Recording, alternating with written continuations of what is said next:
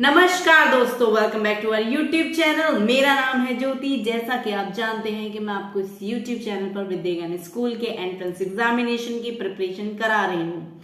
तो दोस्तों, मैं लेके आई हूँ आपके लिए जीके की क्लास। तो शुरू करते हैं बिना किसी देरी के। Let's move to our slides. तो स्टार्ट करते हैं हमारे जीके के पहले प्रश्न की तरफ। स्वामी विवेकानंद ने शिकागो में हुए विश्व धर्म सम्मेलन को कब संबोधित किया? स्वामी विवेकानंद ने शिकागो में हुए विश्व धर्म सम्मेलन को कब संबोधित किया था? तो किस वर्ष में किया था? तो स्वामी विवेकानंद ने ये सम्मेलन संबोधित किया था 1893 में। कब किया था? सन 1893 में।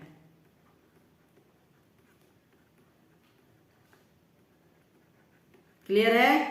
बढ़ते हैं हमारे अगले प्रश्न की तरफ। ओके,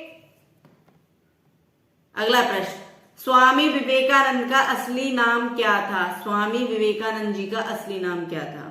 तो मैं बता दूं, स्वामी विवेकानंद जी का असली नाम था नरेंद्र नाथ दत्त। क्या था? नरेंद्र नाथ दत्त। अब ये मत कहना कि नरेंद्र मोदी था, ठीक है? नरेंद्र नाथ दत्त। क्या नाम था उनका? नरेंद्र नाथ दत्त। क्लियर है? आगे बढ़ते हैं हमारे अगले प्रश्न की तरफ। कथक किस राज्य का शास्त्रीय नृत्य है? यानी कि जो कथक है, कथक किस राज्य का शास्त्रीय नृत्य है? तो कथक है हमारे यूपी यानी कि उत्तर प्रदेश का शास्त्रीय नृत्य। कहाँ का है भाई? उत्तर प्रदेश। आप कहाँ के रहने वाले हो? उत्तर प्रदेश। मैं कहाँ की हूं? उत्तर प्रदेश। तो हमारे यहाँ का जो कथक है वो शास्त्रीय नृत्य है। अगला प्रश्न, कथकली किस राज्य का शास्त्रीय नृत्य है? कथकली, कथकली जिसको कथकली बोलते हैं ना, तो किसका है? हमारे केरल राज्य का। केरल। केरल की राजधानी कहां पर है? पिछले क्लास में कराई थी, आपको बतानी है। केरल की राजधानी बतानी है मुझे, कहां पर है, ठीक है? कमेंट में। अगला प्रश्न है हमारा, दूध में कौन सा विटामिन नहीं होता? इसने बोला नहीं होता, होता नहीं पूछा, उसने पूछा कौन सा विटामिन नहीं हो सकता। तो मुझे एक बार बता दो, दूध में कौन सा विटामिन बिल्कुल भी नहीं हो सकता? तो मुझे एक बात पता है कि विटामिन सी तो खट्टी चीजों में मिलता है, दूध तो खट्टा होता नहीं है। तो विटामिन सी दूध में कभी भी नहीं पाया जा सकता। कौन सा विटामिन नहीं होता? Vitamin C. अच्छा जी, क्यों? विटामिन सी होता तो क्या होता? अरे भाई देखो, विटामिन सी अगर हम दूध में डाल देते हैं तो दूध का क्या बना सकते हैं? हम पनीर बना सकते हैं, यानी दूध फट जाता है। नींबू का रस उसमें निचोड़ देते हैं। जब मम्मी पनीर बनाती है तो क्या करती है? उसमें नींबू निचोड़ देती है, तो क्या होता है? वो दूध फटने लगता है, फिर उसका पनीर बनाया जाता है। अगर उसमें पहले से ही विटामिन सी मौजूद होता है तो दूध तो पहले से ही फट जाता ना। इसलिए दूध में कौन सा विटामिन नहीं होता?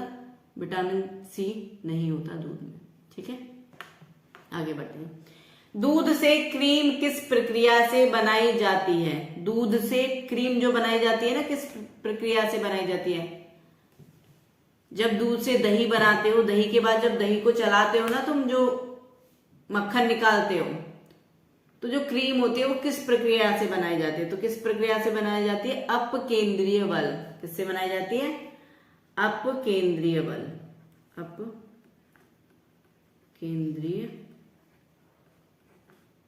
बल। ये क्या होता है? Centrifugal force. अपकेंद्रीय बल से दूध से क्रीम बनाई जाती है। अगला प्रश्न, हमारा अगला प्रश्न, भारत का राष्ट्रीय गीत कौन सा है? तो भारत का राष्ट्रीय गीत कौन सा है हमारा? भारत का राष्ट्रीय गीत, ये तो मैं करा चुकी हूं कई तरह से ये क्वेश्चन को। वंदे मातरम हमारा भारत का राष्ट्रीय गीत है जी। किसने लिखा था? ये लिखा था हमारे बंकिम चंद्र चटर्जी। कभी कभी इनको बंकिम चंद्र चटर्जी को बंकिम चंद्र चट्टोपाध्याय भी बोला जाता है, यानी कि नाम ठीक है, उसमें कोई दिक्कत नहीं है। अगर आपको बंकिम चंद्र चटर्जी की जगह बंकिम चंद्र चट्टोपाध्याय दे रखा है तो भी वो सही है, ठीक है? उनके कौन से उपन्यास से लिया गया था? तो उनके उपन्यास से लिया गया था, जिस उपन्यास का नाम है आनंद मठ। ये कौन सा उपन्यास है? आनंद मठ। अगला प्रश्न, मानव अधिकार दिवस कब मनाया जाता है? मानव अधिकार दिवस कब मनाया जाता है? तो मैं आपको बता देती हूँ कि मानव अधिकार दिवस 10 दिसंबर को मनाया जाता है। कब मनाया जाता है?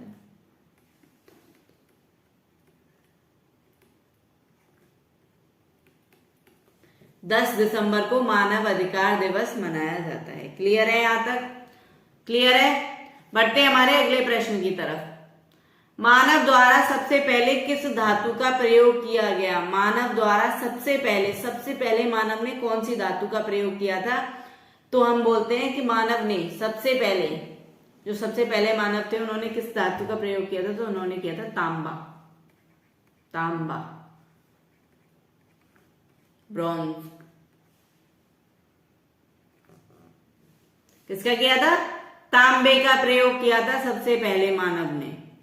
प्लासी का युद्ध कब हुआ था? मैं ये प्रश्न करा चुकी हूं कि प्लासी का युद्ध किस किस के बीच में हुआ था। तो मैं ये भी बताया होगा कि प्लासी का युद्ध कब हुआ था। तो मैं बता देती हूँ, सन 1757 ईस्वी में हमारा प्लासी का युद्ध हुआ था। कब हुआ था? 1757 ईस्वी। किस किस के बीच हुआ था? बंगाल के नवाब। कौन थे बंगाल के नवाब?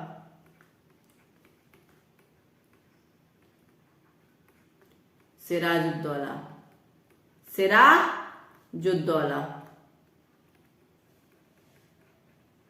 और अंग्रेजों के बीच। अंग्रेजों की तरफ से कौन था? Robert Clive. सिराजुद्दौला और रॉबर्ट क्लाइव के बीच क्या हुआ था? प्लासी का युद्ध हुआ था सन 1757 में। क्लियर है यहां तक? आगे चलते हैं। अगला प्रश्न, प्लास्टर ऑफ पेरिस किससे बनता है? प्लास्टर ऑफ पेरिस किससे बनता है? तो हम जानते हैं कि प्लास्टर ऑफ पेरिस जिप्सम से बनता है। किससे बनता है? जिप्सम से क्या बनता है? प्लास्टर ऑफ पेरिस बनता है। क्लियर? बढ़ते हैं अगले प्रश्न की तरफ बिना किसी देरी के। वर्ष 2011 में नवनिर्मित राष्ट्र दक्षिणी सूडान की राजधानी कौन सी है? साउथ सूडान, यानी कि दक्षिणी सूडान क्या एक राज्य है, राष्ट्र है, देश है एक, जो कि कब बना था? 2011 में बना था। तो दक्षिणी सूडान की राजधानी क्या है? तो हमें पता है क्या है? सूडान की राजधानी है जूबा। ठीक है, बढ़ते हैं हमारे अगले प्रश्न की तरफ। वसा में घुलनशील विटामिन कौन से हैं? वसा यानी कि फैट सॉल्युबल विटामिन। वसा में घुलनशील विटामिन यानी कि फैट सॉल्युबल विटामिन कौन कौन से हैं? तो हम सब जानते हैं कि विटामिन बी और विटामिन ए और ई, विटामिन ए और ई, ये क्या है? ये फैट सॉल्युबल हैं। अच्छा जी, तो बाकी विटामिन कैसे हैं जो बचे? बी, सी, डी, ये कैसे हैं? और के, ये कैसे हैं? भाई जो बाकी के बचे वो वाटर सॉल्युबल यानी कि पानी में घुलनशील है वो। बाकी के कैसे हैं? पानी में घुलनशील। कौन कौन से हैं पानी में घुलनशील?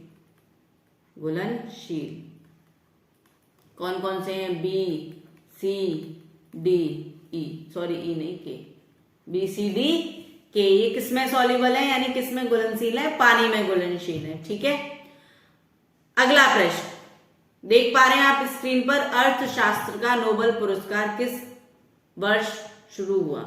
अर्थशास्त्र का नोबेल पुरस्कार किस वर्ष शुरू हुआ? तो किस वर्ष शुरू हुआ था? 1969 में। वर्ष 1969 में शुरू हुआ था अर्थशास्त्र के क्षेत्र में नोबेल पुरस्कार मिलना। अगला प्रश्न है, अर्थशास्त्र के लेखक कौन थे? तो अर्थशास्त्र के लेखक थे हमारे कौटिल्य, जिनको हम किस नाम से जानते हैं? चाणक्य के नाम से भी जानते हैं, चाणक्य।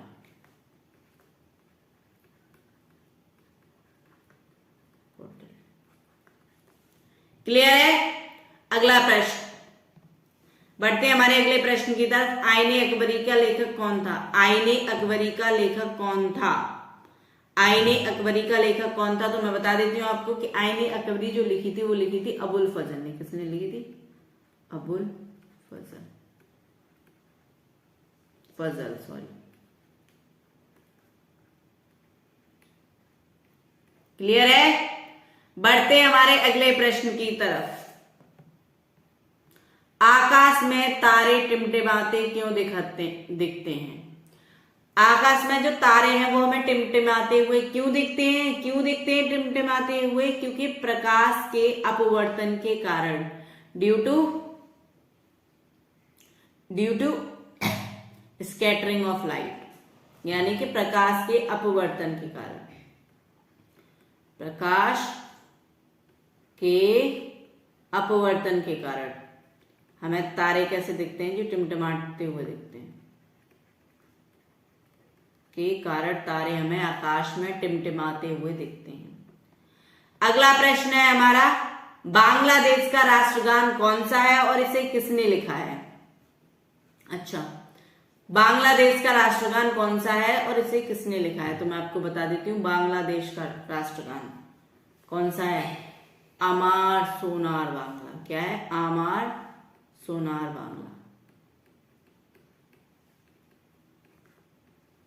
बांग्ला, अमार सोनार बांग्ला। और इसको किसने लिखा है? ये क्या है? बांग्लादेश का राष्ट्रगान है। ये हमारे रविंद्रनाथ टैगोर जी द्वारा रचित है। रविंद्रनाथ टैगोर ने इसे लिखा है। किसने लिखा है जी? हमारे रविंद्रनाथ टैगोर जी ने इसको लिखा है। हमारे क्यों हुई? क्योंकि वो भारतीय नागरिक थे, भारतीय नागरिक थे। उन्होंने भारत का राष्ट्रगान भी उन्होंने ही लिखा है, जनगण मन। किसने लिखा है? वो भी रविंद्रनाथ टैगोर जी ने ही लिखा है। अगला प्रश्न, बांग्लादेश की मुद्रा कौन सी है? बांग्लादेश की मुद्रा कौन सी है? बताइए, बांग्लादेश की मुद्रा कौन सी है? बांग्लादेश की मुद्रा क्या है? बांग्लादेश की मुद्रा है टका। क्या है? टका। बांग्लादेश की मुद्रा है टका। तो बढ़ते हैं अगले प्रश्न की तरफ। वाल्मीकि द्वारा रचित रामायण में कितने श्लोक हैं? वाल्मीकि द्वारा रचित रामायण में कितने श्लोक हैं? तो मैं आपको बता देती हूँ कि वाल्मीकि द्वारा रचित जो रामायण है उसमें टोटल 24,000 श्लोक हैं। कितने हैं? 24,000। अच्छा जी, बिल्कुल। बढ़ते हैं हमारे अगले प्रश्न की तरफ। वायुमंडल में कार्बन डाइऑक्साइड की मात्रा कितनी है? वायुमंडल में कार्बन डाइऑक्साइड की मात्रा कितनी है? तो बच्चा जानता है कि वायुमंडल में कार्बन डाइऑक्साइड की मात्रा 0.03% है। कितनी है? 0.03, यानी कि 0.03%, 0.03%। अगला प्रश्न बहुत ही आसान सा सवाल है, मुझे लगता है इसका आंसर सबको आता होगा, फिर भी मैं करा देती हूँ। आर्य समाज की स्थापना किसने की थी? आर्य समाज की स्थापना किसने की थी? तो आंसर कीजिए, किसने की थी? तो आर्य समाज की स्थापना की थी हमारे स्वामी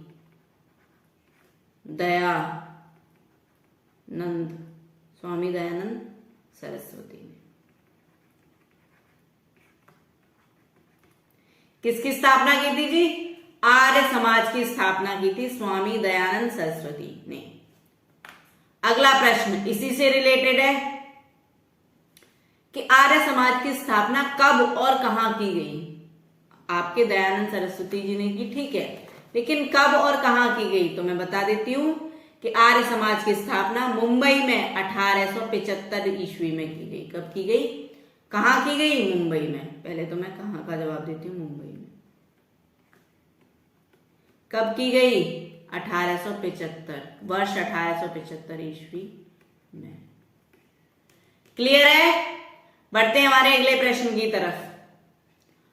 बहुत प्यारा सा प्रश्न है, इंदिरा गांधी परमाणु अनुसंधान केंद्र की स्थापना कहाँ की गई? इंदिरा गांधी परमाणु अनुसंधान केंद्र की स्थापना कहाँ की गई? तो मैं बता देती हूँ, इंदिरा गांधी परमाणु अनुसंधान केंद्र की स्थापना चेन्नई के कलपक्कम में की गई। कहाँ की गई? कलपक्कम में। कल्पक्कम, बहुत प्यारी जगह है। कभी ये अपना इंदिरा गांधी परमाणु अनुसंधान केंद्र घूमने जाओ, मौका मिले तो। इंद्रधनुष में कितने रंग होते हैं? इंद्रधनुष में कितने रंग होते हैं? तो हम सब जानते हैं कि इंद्रधनुष में 7 रंग होते हैं। कितने रंग होते हैं जी? 7 रंग होते हैं। कौन कौन से? जब हम इनके रंग पढ़ते हैं तो हम पढ़ते हैं विबग्योर। क्या पढ़ते हैं जी? विबग्योर, इंग्लिश में ओ है। ये होता है वॉयलेट। वॉयलेट को हम क्या बोलते हैं? बैंगनी। ये होता है इंडिगो, जो नील का रंग होता है, इंडिगो। ये होता है ब्लू, इसको हम बोलते हैं नीला। ये होता है ग्रीन, इसको बोलते हैं हरा। वाई से होता है येलो यानी कि पीला। ओ से होता है संतरी यानी कि ऑरेंज। और आर से होता है तुम्हारा लाल। इतने रंग होते हैं इंद्रधनुष में। क्लियर है? तो दोस्तों ये थी हमारी आज की क्लास। तो मिलते हैं हम अगली क्लास में। तब तक के लिए हमारी वीडियोस को लाइक कीजिए, शेयर कीजिए, जिससे कि ज्यादा से ज्यादा बच्चे हमारी क्लासेस का फायदा उठा सके। और हमारे चैनल को सब्सक्राइब कर लीजिए, बेल आइकन प्रेस कर दीजिए, जिससे कि मेरी जब भी क्लास आए सबसे पहले आपको नोटिफिकेशन मिल जाए और आप अपनी तैयारी मजबूत कर सकें। तो मिलते हैं अगली क्लास में। तब तक के लिए जय हिंद, जय भारत।